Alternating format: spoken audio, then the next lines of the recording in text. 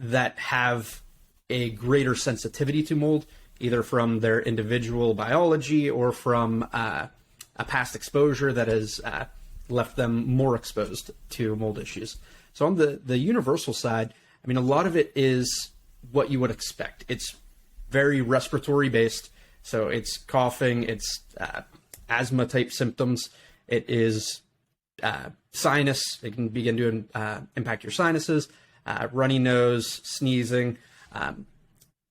A lot of times if you go into a home that has a significant mold issue, these are things that you can start to notice pretty much immediately. And they can experience much more significant issues.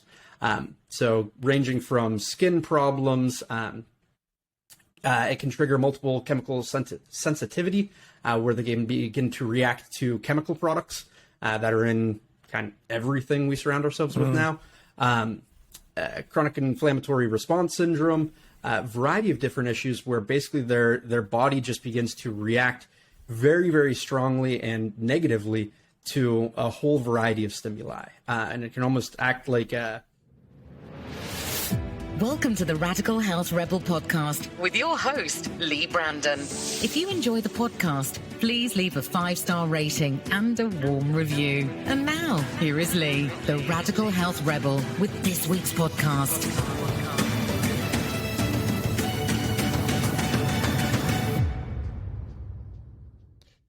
Tim Swackhammer, welcome to the Radical Health Rebel podcast. Thanks for coming on the show. Yeah, thank you very much for having me. I appreciate the time. It's great. The first thing I have to do, Tim, is congratulate you on your surname. Swackhammer, where does that come from? I'm guessing it's German. German originally, and it was butchered a few different times on the way over. But Cool. Yeah. So, yeah, well done for such a great surname. Yeah, it's not one you come across very often, that's for sure. I'd certainly not heard of it before. But do you know the origins of it? Not extensively. My uncle's very into like the genealogy and everything, and he was able to trace it back.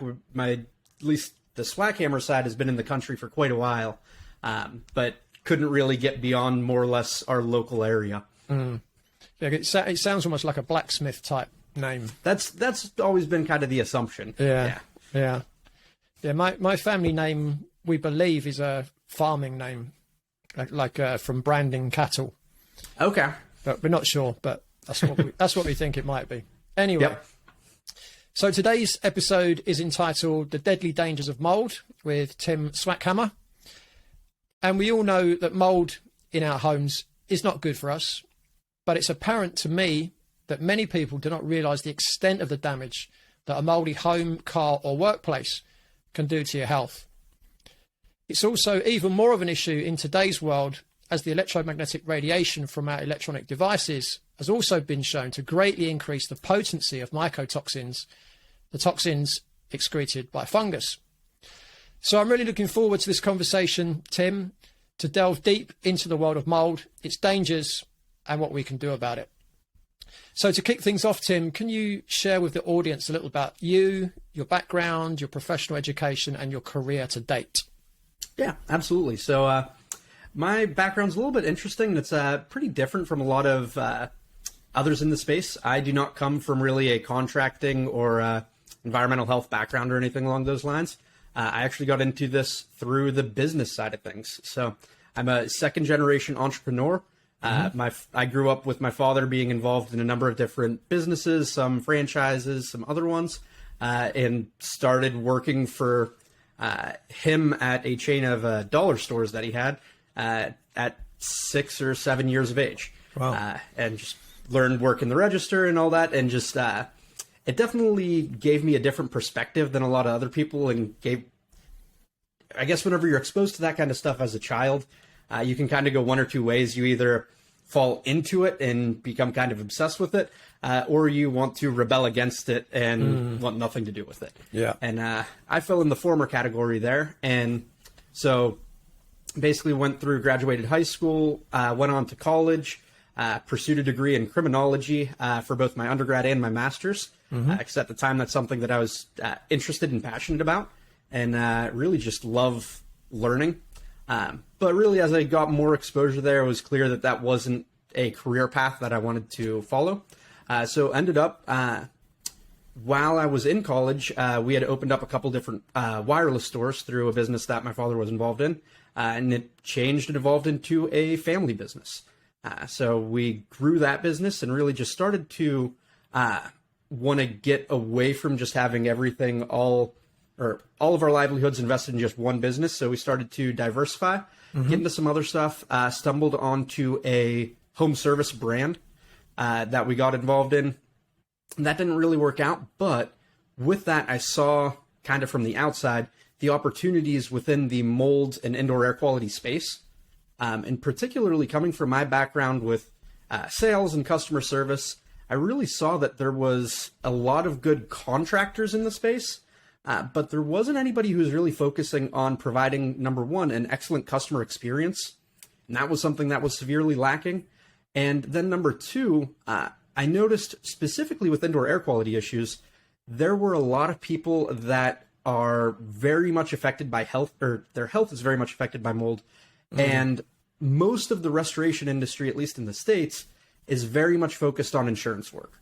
So if you have a flood, you have a fire, any sort of water damage, those kind of things, the restoration company really partners with the insurance company to come in, restore the home, get it back to restoration, and get it back to the way it was before whatever damage occurred, or whatever loss occurred.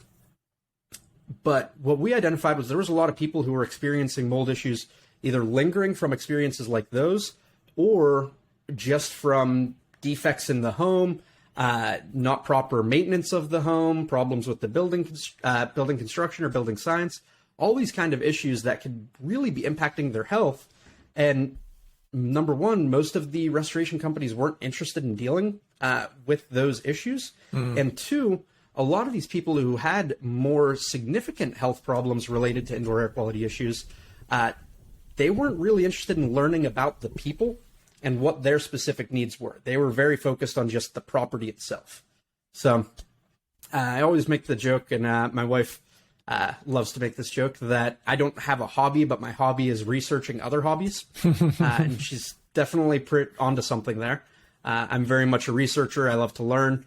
And when we started Mold Medics, I really just kind of dove in headfirst to learning as much as we possibly could about not just mold issues, but specifically toxic mold and people's experiences with these issues, and what have they found as far as remedies that have worked, what has not worked for them, and really how can we customize our approach to really be the ideal solution for these clients.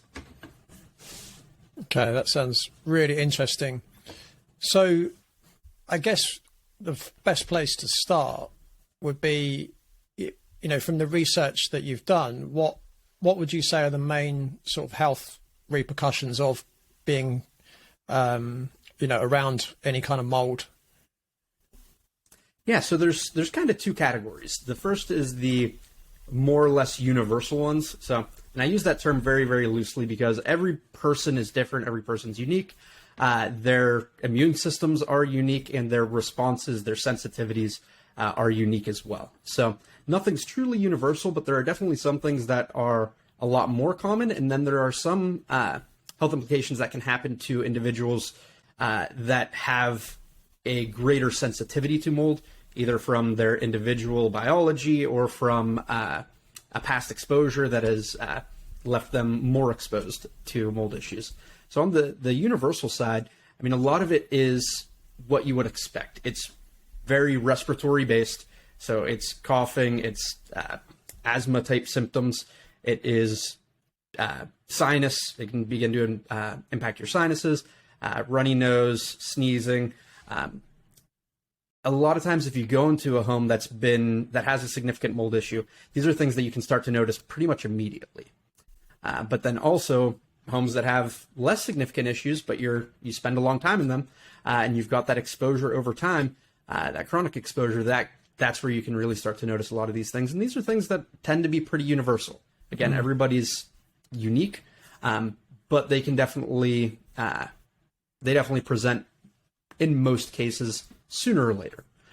Then on the other side of things, you do have individuals that have sensitivities, and unfortunately there's a number of different I've heard a number of different numbers thrown around. There's not a lot of really great research in this space. There's starting to be a lot more, which is great. But what is there right now is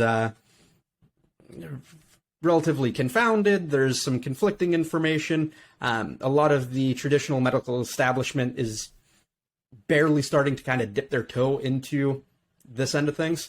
But there's a group of people, say it's 1 in 5, that do have a greater degree of sensitivity to mold issues, and they can experience much more significant issues. So ranging from skin problems, it can trigger multiple chemical sensitivity, where they can begin to react to chemical products that are in kind of everything we surround ourselves with now.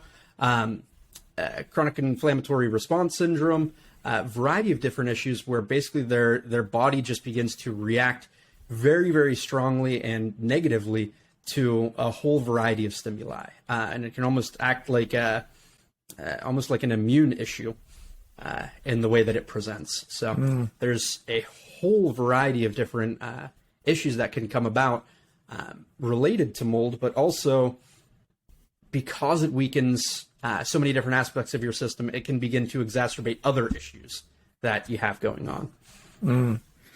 So we're talking respiratory, we're talking skin. It can worsen other issues. It can make other sensitivities more intense, if you like. Are you familiar with Doug Kaufman's work? The name is not ringing a bell, but to be frank, I am terrible with names. Okay, he wrote a book, or a series of books, but the volume 1 is called The Fungus Link, and he basically suggests that every disease known to man is caused by fungus. I'm not too sure that I agree with what he's saying, but you know, he goes through in his book and explains many conditions that fungus can cause, and one of them that he talks about is cancer. Now, of course, that's an issue that's very prevalent and obviously is one of the major causes of fatalities in the world. The other thing that I think I've seen in my own practice with, you know, I mean, I use the terms mold and fungus interchangeably. I'm not sure if you think that's okay or not, but I do tend to use them interchangeably. But the other thing that I tend to see a lot is fatigue, and quite severe fatigue when people have fungus in the system. Fatigue, brain fog. Yep. Yeah, and you know, a lot of the symptoms that people come to me with, you potentially could be caused by fungus, but then they might be caused by other things as well. But I guess the point that both of us are probably trying to make is that a lot of conditions potentially can be caused by mold in your home, and you know, it's certainly been my experience that when you remove someone from a moldy environment and you clear fungus out of their body, that they do kind of return to, let's call it, optimal health again.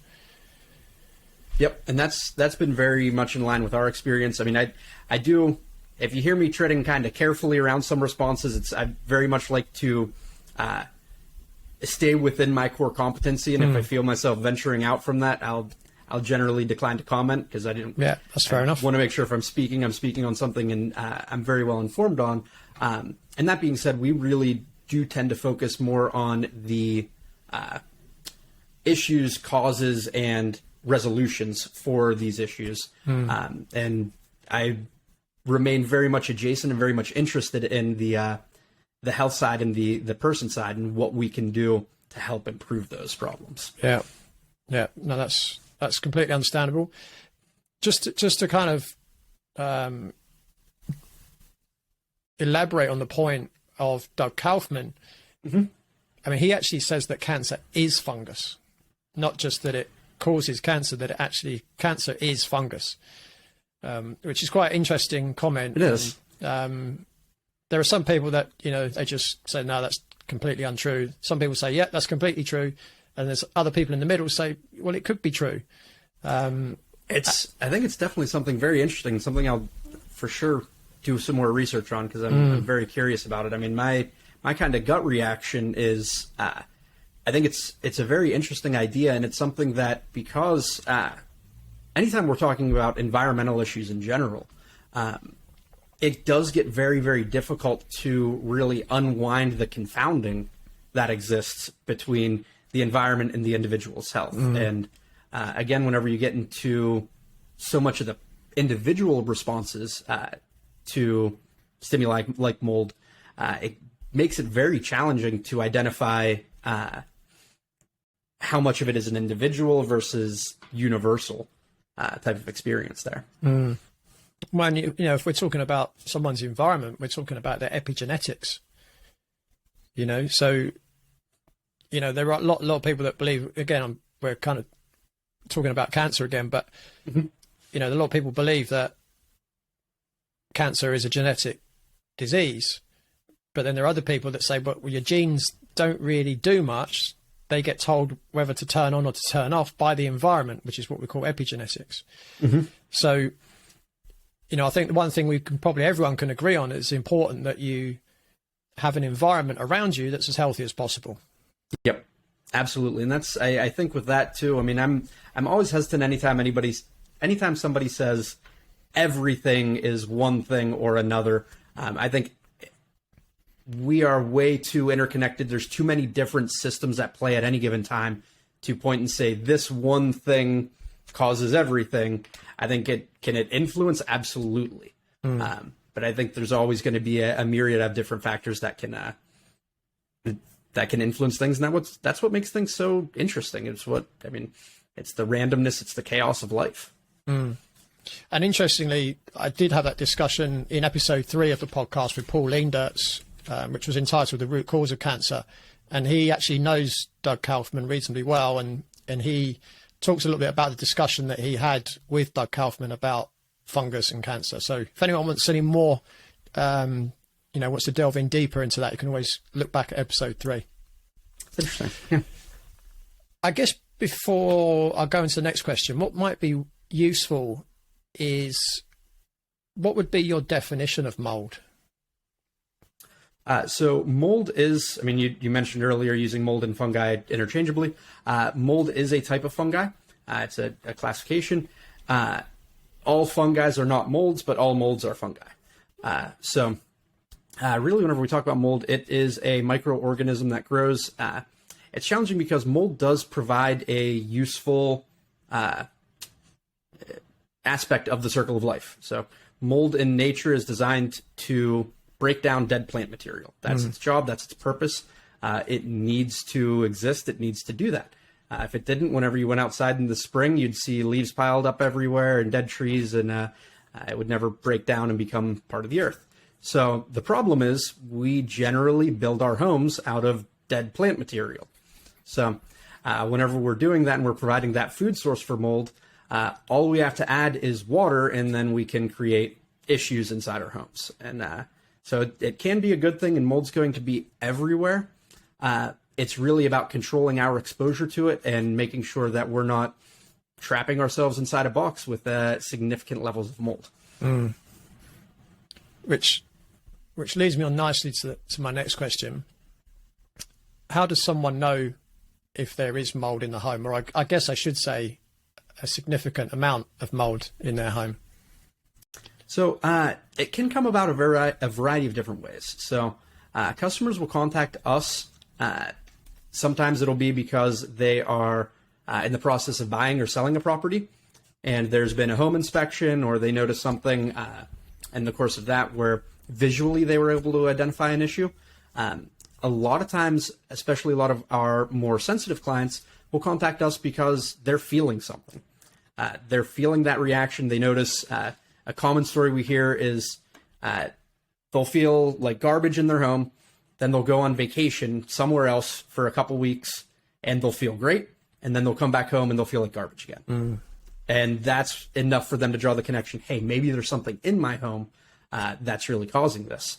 But whether it's a visible issue, sometimes it's an odor. That tends to be a very, very prominent one, because that musty odor is a telltale sign of a mold problem, regardless of exactly why, generally they'll either contact us or they'll contact a partner of ours that does environmental testing to confirm or identify, okay, do I have a mold problem? And if so, where is it coming from? And that can be done through a variety of different testing methods to help identify if there is a mold issue, how significant is it? And there's all kinds of different testing methods, from surface sampling, for instance, which is, hey, I see this discoloration. Let me take a sample of that and identify, is it mold growth or is it something like efflorescence, where that can go hand in hand with mold but isn't mold. So they can send that out to the lab and test for it. We're big proponents of air testing or air cell testing, where we'll take a sample of the air inside the home, compare that to the air on the outside of the home to really identify, okay, are the types of mold that are present on the inside similar to the ones on the outside, and are the counts similar? Because again, mold's everywhere. You're never going to get no mold in your air. So what we want to see is that the levels on the inside of your home are comparable to that on the outside. Yeah, that makes sense. Is it possible that, like for instance, where I live now, I've got no indication that there's any excessive mold anywhere. I feel good. Is it possible that there is still a problem here? Possible, yes. I would say likely is not so much. If there's zero indication whatsoever, it's fairly unlikely. The one thing I will say is you do got to be careful about things like nose blindness. Sometimes people, you get accustomed to the smells around you. Mm-hmm. So you may not think there's an odor, but then you have friends or relatives that come over that don't live there, and they immediately go, what's that musty smell? What's going on there? So sometimes people aren't necessarily the most observant, and that can definitely be an issue. And there can be issues that are harder to identify.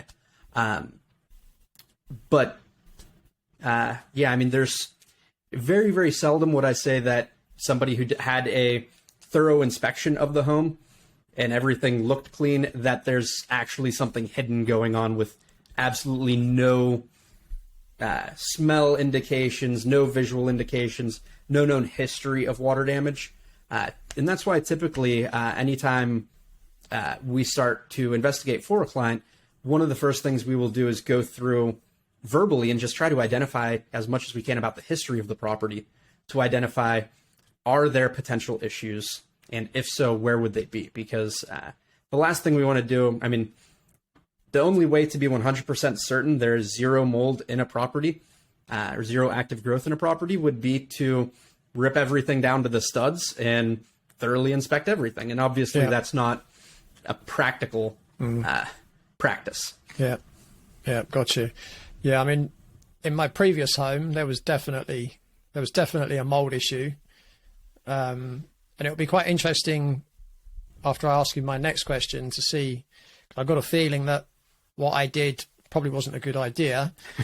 So that leads me on nicely to the next question, which is, what are the main procedures to fixing a mold or a moisture problem? Yeah. So, really when we're talking about that, we're talking about two different issues. So there's the moisture problem. There's some sort of water intrusion going on, or humidity problem, but something having to do with moisture is getting to excess levels in the home, and that is triggering mold growth. Mold growth can begin to grow in as few as 24 hours after a water intrusion event, so it can come up pretty quickly. But also it's stuff that can occur over long periods of time with just not really noticing it. Typically, like with humidity issues, we see those where there's just excess humidity in the home that the home's not able to properly ventilate and manage. And over time, that causes an issue that just gets worse and worse and worse to the point where somebody finally notices it. Those can be some of the hardest ones to identify because, again, you just get used to your environment. You get that nose blindness and you just kind of get immune to it. So, immune to observing it, I should say. But going back to it, as far as practices and what should actually be done to resolve, well, first the water issue, that's going to be completely dependent on how is moisture getting in. And that's something that can be very complicated because there's a myriad of different issues. We see everything. Very commonly, we see a lot of foundation issues. So where people have water coming in from the exterior foundation, seeping in through their basement or crawl space, and then getting into the home. You can obviously have pipe leaks, any issues with your plumbing system, issues with your HVAC system, any sort of air conditioning is going to have condensate that's going to come off it. That needs to be properly managed and dealt with. If that's not, that can be a big source of mold. Really, anywhere that you have water introduced in your home, it can be a problem. And things like some of the most interesting and most challenging ones to identify are ones that are not based on actual water, but based on that humidity or airflow issues. So things having to do with insulation, improperly or aged windows where they're allowing a lot of air in, that can create some very interesting situations just depending on the environment on the outside of the home as you hit different temperature discrepancies. Right now I'm in Pittsburgh and it is 5 degrees Fahrenheit, which inside my house it is 70 degrees Fahrenheit, give or take. Humidity is very, very high inside the home compared to what it is on the outside. So just those temperature differentials have the potential to create significant issues. So there's a whole variety of different ways that we can have water problems that can create a mold issue. And depending on what those are, they'll need to be dealt with, obviously, very different ways. But that's something that a good mold professional should at least help identify. Why is the mold problem there in the first place, and what are the underlying water issues? Now, when it comes to resolving the mold problem itself, really there's a few core steps. Everybody's process is likely to be a little bit different, but there's a few core steps that are going to exist in any good remediation plan. The first one should always be containment. And this is really where we are isolating off the area that we're going to be working on, the area where the growth is, from the remainder of the property. So we're setting up plastic barriers with poly sheeting. We're making sure that everything is as airtight as we can get it. And same thing with any HVAC duct work. Want to make sure that's all isolated. And we're really trying to get that as contained off as we can, because during the next few steps, we're actually going to make the problem a bit worse before we make it better. And so we want to make sure the containment is as solid as we can get it. And then we're going to set up mechanical controls to help prevent cross-contamination as well. This is generally going to be air scrubbers or negative air machines to basically put the area that we're working on under negative pressure. And really what that does is no matter what kind of containment we do, it's never going to be 100% perfect. There's always likely to be some air leakage. But if we can isolate that area and put it under negative pressure, if there are any gaps in that containment, it's going to be pulling air from the untreated area into the area that we're working on, rather than moving air from the area that the working area out into the remainder of the home. So that's regardless of what we're doing, that should always be the first steps for any real removal project or mold remediation project. From there, it's going to come down to proper removal of the mold, which is going to depend very much on what surface it's growing on. So in most cases, it's going to be removing the building material. So whether it's drywall, sheetrock, insulation, carpeting, flooring, what have you, almost always that material is going to need to be removed, with the exception of very non-porous materials can be cleaned typically. Because with a non-porous material, the mold's not actually growing into the material itself. It's growing on the dust, on the biofilm that accumulates on that material. So those typically can be cleaned, whereas your porous materials, your natural wood products, all that kind of stuff, most of that's going to be removed. After the removal's done, at some point in the process, there's going to be HEPA vacuuming, typically at multiple points in the process, where the areas are actually vacuumed with a HEPA filtration level vacuum. They're also going to be sprayed and wiped down to physically contact remove as much of the biofilm and mold growth as we can. And then generally, once all of the physical cleaning and removal is done, almost every practice is going to end with an application of some form of disinfectant, just as a really, this is one of the ones where it can get very tricky with a lot of different companies. Unfortunately, there are some companies out there that will jump straight to the disinfectant portion. And they'll just go in, they'll fog or electrostatic spray with the disinfectant and call it good. And that's definitely not anywhere near enough. But that should be a part of a good remediation plan as the final sort of catch-all. There's no matter what, no matter how much physical cleaning we do, there's always likely to be something left behind. So that is really what that disinfection step's for. It's just to kind of get that final step, try to get everything up, and then typically it'll be followed up by a final wipe down to remove any lingering disinfectant or anything that's been there. So is it the disinfectant that you use on the non-porous surfaces as well? Yes. Yeah. Yep. It's generally going to be actually a combination. We typically will not start with a disinfectant. We'll generally start with some form. We have a variety of different products that we utilize, but some form of cleaner degreaser, because really with that first step, what we're trying to do is physically remove it. We're not trying to kill it. We want to actually remove the biofilm and remove as much of the actual growth as we can. So that's better suited with a cleaner degreaser agent to really kind of break the bonds between the mold or the biofilm and the surface. And then the disinfectant is more at the end to just kind of treat whatever might be remaining.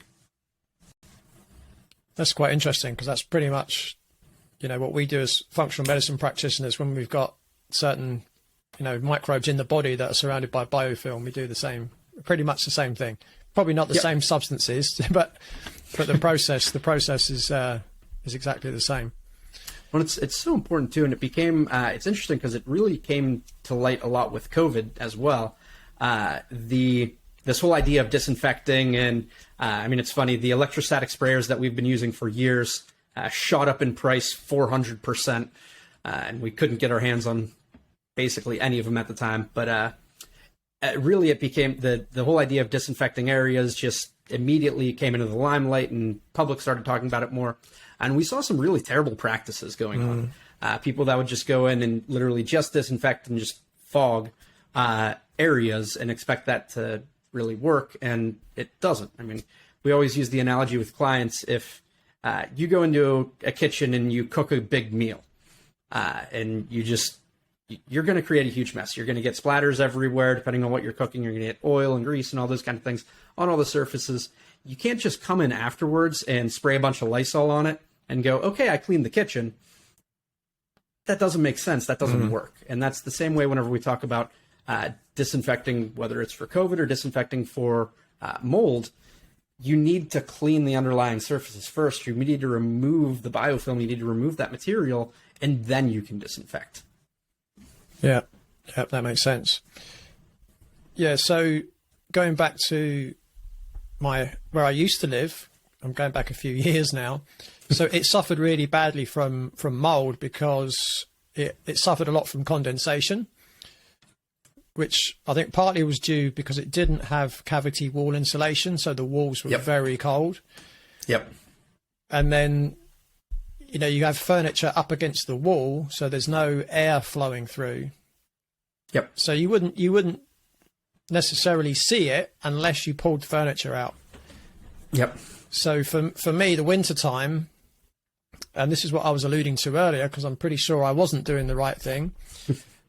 As soon as I would start to see it grow, I would just get the bleach out and I would just start, killing what was there. And at the time, I kind of thought, probably not doing the right thing. It's probably not even safe for me to be doing it that way, but I didn't know what else to do. I guess what I was thinking of as well when you were speaking about the COVID situation and people spraying, disinfectant around. Well, the other thing is, if you breathe that in, you're now killing all the microbes in your lungs and your and your oral and your nasal cavities, which are part of your immune system. Yep. So, that to me, I think they're still doing it in China, but that to me was absolutely crazy, because you're weakening the one thing that you need to protect yourself against a so-called virus, right? Is your immune system. Yeah, and that's the best case scenario. That's assuming you're using a disinfectant like we have a variety of different ones because we deal with so many clients that have multiple chemical sensitivity. They may react to certain products and not to others, so we have a variety of different ones that we use. One that we use very commonly is hypochlorous acid. because it's really one of the most, I hate to use this term, but natural disinfectants that we can get. It's very easy to produce, and it's very, very effective. And it's got compared to most out there, it's got a very good safety profile. So yeah, if you breathe that in, at the bare minimum, you're killing the microbes in your system, and you're potentially weakening it. But then you go into a lot of the other products that have been used for disinfectants, and some of these have very harsh safety profiles. I mean, there was an article, ironically, I think I was reading it, came out in 2019, that was studying, it was based on, I believe it was hotel and hospitality workers, and high levels of cancer from cleaning materials that they had been using. Because obviously, if you're in the hospitality industry, particularly in like a housekeeping setting, you're using cleaners constantly. And even with spray bottles, without using really fogging implementations, they're still breathing a lot of that in. And a lot of these products can be rough. So we always strive to use the products with the best possible safety profile, as well as using as little product as we can to be effective at what we're doing. If you're enjoying this podcast so far and want to watch the full unedited version, head on over to our Patreon channel at www.patreon.com/Radical Health Rebel, where you can support the podcast for as little as a takeaway coffee and receive lots of other premium content and discount offers. Thanks for watching.